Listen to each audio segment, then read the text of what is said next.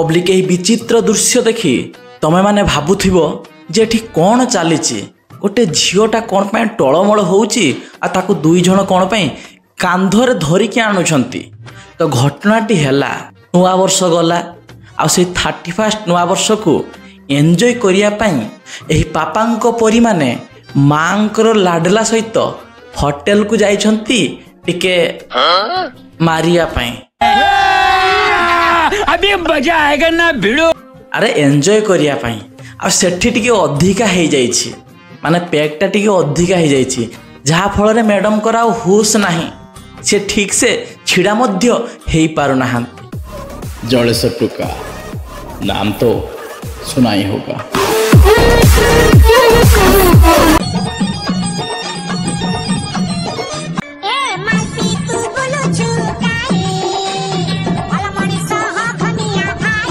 अरे गली पड़ा रे गली पड़ा टिके भल करी धर आ दी जण पाखरे ठिया टिके धरी पक मैडम जनक जाइथिले टिके एंजॉय करिया पई आउ एई वीडियो देखि बापा माँ बहुत खुशी होथिबे जे जहा हो मो झियो जाइछि बाहर पाठ पढ़िया पई एंजॉय करिया पई हाउ पी की एठी नाटक करूछि।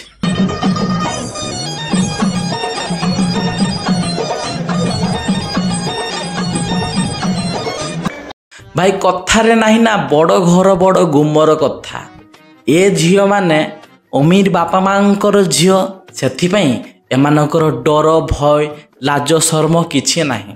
जदि गोटे गरीब घरर झियो ही थांता ताले सी जाइकी 10,000 15,000 होटेल रे जाइकी खर्च करिया पूर्वरु उड़ेइबा पूर्वरु थरे भाभी थांता जे सेई पैसा रे मो घर चलिबो मोर पाठ पढ़ा खर्च उठी जीवो से सब किछि करिवोनी एंजॉय करिवो एमती नॉर्मली एमानको परि बेउडी भलिया नहे केमती से झियो होउची देखिबा ना।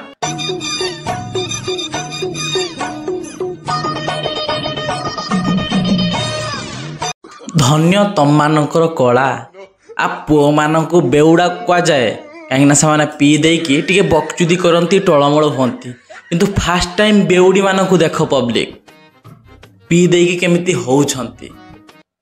जो देश रे नारी मानकु एते ऊंचा दरजारे रखा जाए सम्मान दिया जाउछि सेही देश रे नारी माने मद्यपान करुछंती। आ ये वीडियो देखि साला परे किछि चली आसी भद्रगिया माने जे भाई डिजिटल दुनिया हेलानी वर्तमान फैशन हो गलानी ड्रिंक्स करिबा स्मोक करिबा। अरे भाई आमे भी मानुचु फैशन हो गलानी सेटा हला आम इंडियन कल्चर रे नाही जे गोटे नारी जाई कि मद्यपान करिवो कि धूम्रपान करिवो सेटा हला वेस्टर्न कल्चर रो अछि। जो माने इंडिया बाहर अछंती से माने स्वामी स्त्री बाप माँ छुआ पिला समस्ते साथी रे बसिकी मद पिउचंती आ साथी रे बसिकी भी करि पकौछंती। गजब बेइज्जती है।